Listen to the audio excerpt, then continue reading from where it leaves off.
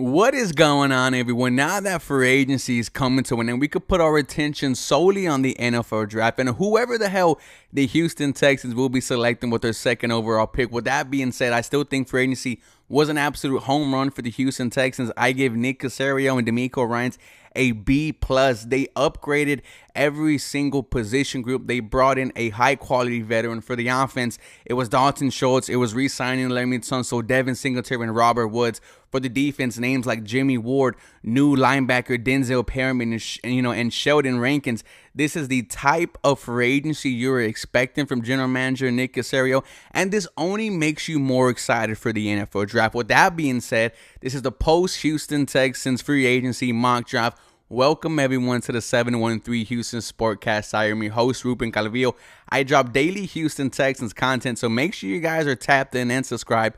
And with the second overall pick in the 2023 NFL Draft, the Houston Texans select Bryce Young, quarterback, Alabama. CJ Stroud is going to be a Panther. If you follow the money, you see that he is opening up as Vegas's #1 option to be the first quarterback off the board. I know you all saw that video of Josh McCown telling him, when you're down here in Carolina, we'll get you a quote here. All signs point to CJ Stroud being a Panther, but that's okay. You guys have been knowing since day one. My quarterback one is Bryce Young, and Bryce Young measured in at 5'10" and an eighth, but that's all the height he needed to earn back-to-back overall grades of 91 as Alabama's starting quarterback. He plays the position better than anyone else in the class, even if his size makes him the biggest injury risk of the bunch. If you are concerned with this injury risk, invest into the offensive line. That is exactly what the Houston Texans did. Where he wins is playmaking. There is a reason why they call him the Steph Curry in this NFL draft. Young has that creative mindset that we're seeing take over the NFL at quarterback. He's good in structure, but when Young breaks the pocket, he is capable of special plays. What is his role? Creator. Young is the kind of talent that you turn the keys over to as an offensive coordinator. You can trust him to make the necessary adjustments to the card concepts for them to be successful. He just sees the game so well. Where can he improve? You see it right there. It says size. Now, the pros and cons: off the chart playmaking ability. He has uncoachable subtle pocket movement and creativity throwing wide receivers open. He is unfazed under pressure. He has that ice in his veins clutch gene factor, whippy thrower motion that has much more zip from all platforms than what you expect. So a very good arm. Bryce Young, like I said, is the #1 QB in this draft. The con: size. Where have you heard of that before?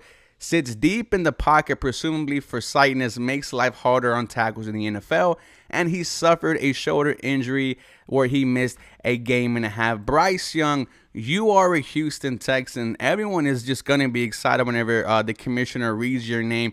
Now, what are the Houston Texans going to do at pick 12? Let me tell you what they're going to do. They're going to get him a #1 option, and welcome to the Houston Texans, Jackson Smith-Njigba from Ohio State. Now, he at his pro day, he ran a 4.4840. So he fixed what makes him a special prospect nonetheless. His 6.57 second three cone and 3.93 second short shuttle were the best figures of any receiver in attendance.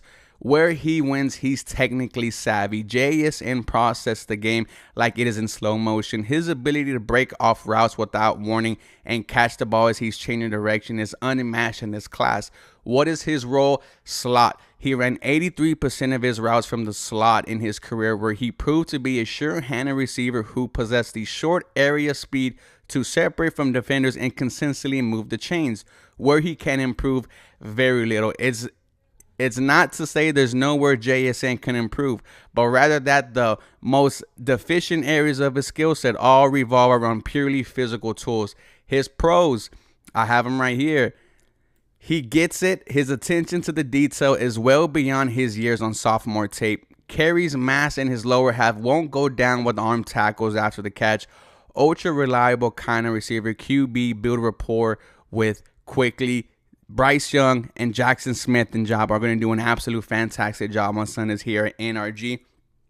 Some of his cons: lackluster top speed, won't run away from safeties, largely a ground player, limiting windows over the middle of the field, not really a jump ball threat.